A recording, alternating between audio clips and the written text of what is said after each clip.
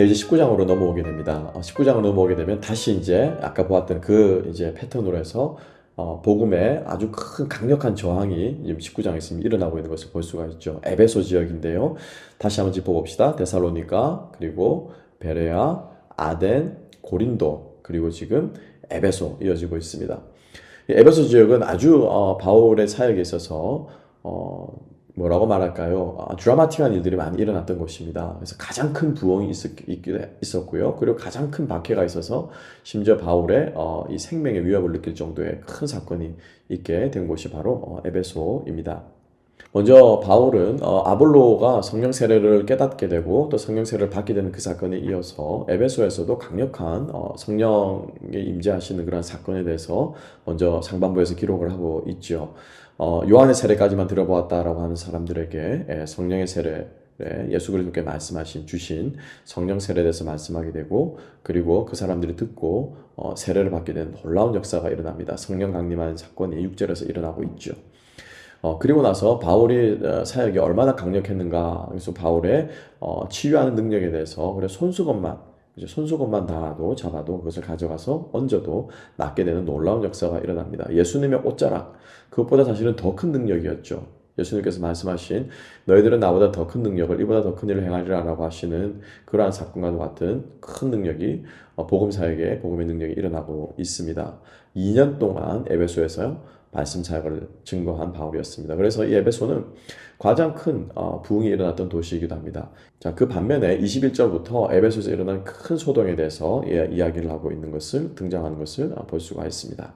그 사건의 발달은 결국 돈과 연결이 되어 있는 것이죠. 우상을 만드는 은장색인 데메드리오라고 하는 사람이 사람들이 회심을 하고 우상들을 버리고 하나님을 믿게 되자 본인의 사업이 점점 망해가는 것이었죠. 그래서 데메드리오가 같은 업종에 있는 은장색들, 세공업자들을 규합하고 모아서 바울이 우리들의 생업을 위협하고 있다라고 말하고 있습니다. 그들만으로 만족하지 않았죠. 더 많은 사람들을 규합해서 이제 도시 전체가 들고 일어나서 바울을 내쫓도록 하려고 하는 그러한 마음에서 사람들을 이번에는 무엇으로 선동하냐면은 모든 사람들이 섬기고 아뎀이라고 하는 여신 그리스도의 에베소의 그 도시를 지키는 수호신과도 같은 아뎀이라고 하는 그 여신을 지켜 세우면서 쉽게 말하면 이제 군중 심리를 자극하는 그러한 모습으로 군중들을 끌고 가는 모습들을 볼 수가 있습니다.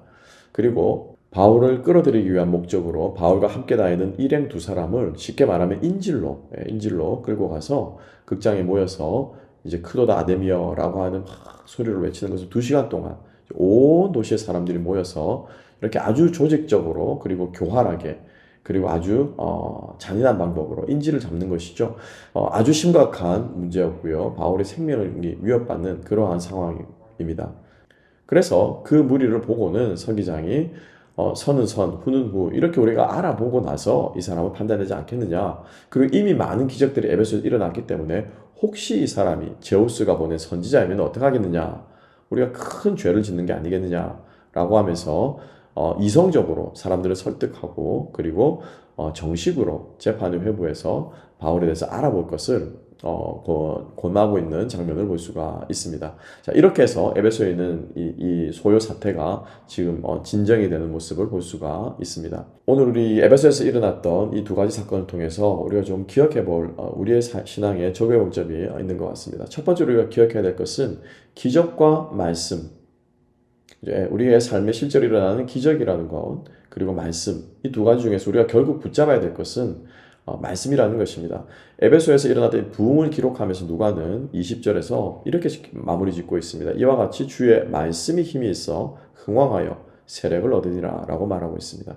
그 앞부분에는 바울이 행했던 아주 신비한 기적들에 대해서 이야기를 하고 있습니다. 심지어는 추장의 아들들이 접신 행위를 통해서 하고 있는 그 추장의 아들들에게도 귀신을 쫓아내는 장면들이 등장하고 있죠. 손수건은 병자를 고치는 사건이며 또 스왁의 아들들에게 있는 그 귀신들을 쫓아내는 사건이며 여러 가지 신비로운 사건들이 있지만은 바울의 그러한 신적과 신과도 같이 그래서 서기장이 제우스가 보낸 선지자일 수도 있다라고 말한 것도 이러한 일들의 근거를 하고 있는 것이죠.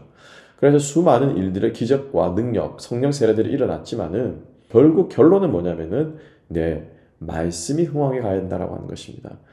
그래서 에베소 사역에서 바울은 2년 동안 두로아는 소원에서 말씀을 가르쳤다라고 하는 것을 누가는 빼놓지 않고 기록하고 있는 것이죠. 다시 한번 우리 신앙생활을 돌아보면서 우리에게 일어난 여러 가지 일들이 있을 수 있습니다. 기도 응답도 있을 수 있고 또 하나님께서 우리에게 행하신 많은 일들이 있을 수 있죠. 그렇지만은 그 모든 기도 응답, 기적, 일들, 사건들 이것들의 결론은 무엇으로 나야 되냐면은 말씀이 내 안에서 우리 안에서 더 말씀으로 흥황해 가야 한다라고 하는 것입니다. 여러분들 개인의 심령 안에서 하나님의 말씀이 세워질 수 있기를 소망합니다. 우리가 주일날에도 말씀을 들은 것처럼 우리가 성령 충만하고 또 말씀이 우리 안에 역사하게 될 때 우리는 역경을 이겨나갈 수 있는 힘을 얻게 될 줄로 믿습니다. 두 번째로 우리가 생각해 볼 것은 말씀에 대해서 저항하는 일들이 일어나게 됩니다. 말씀에 핍박하는 일들이 일어나게 되는데 많은 경우에 까닭 없이 이 핍박이 일어나는 경우들이 있다라고 하는 것입니다. 우리가 이해되지 않는 이유 없어 보이는 일들처럼 일어나는 경우들이 있다라고 하는 것이죠. 예수님께서 분명히 제자들에게 말씀하셨습니다. 너희들을 미워하는 것이 아니다.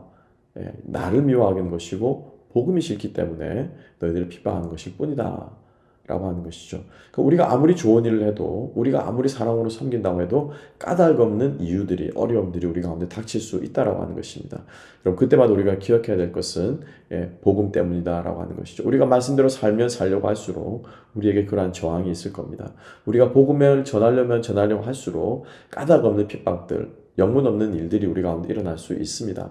그때마다 우리가 오늘 40절 말씀, 그 서기장이 한 말씀처럼 오늘 아무 까닭도 없는 이 일에 라고 이야기하는 것처럼 우리에게 까닭 없는 핍박과 어려움이 있을 수 있다고 하는 것, 우리가 복음에 대한 반응, 핍박에 여러 유형이 있습니다만 오늘은 까닭 없는 핍박, 그리고 그 까닭 없는 핍박의 사실은 근본적인 원인은 우리가 믿는 예수님 때문이다. 복음 때문이라는 사실을 다시 한번 기억하고 우리가 힘을 낼 수 있는 저와 여러분 될 수 있기를 소망합니다.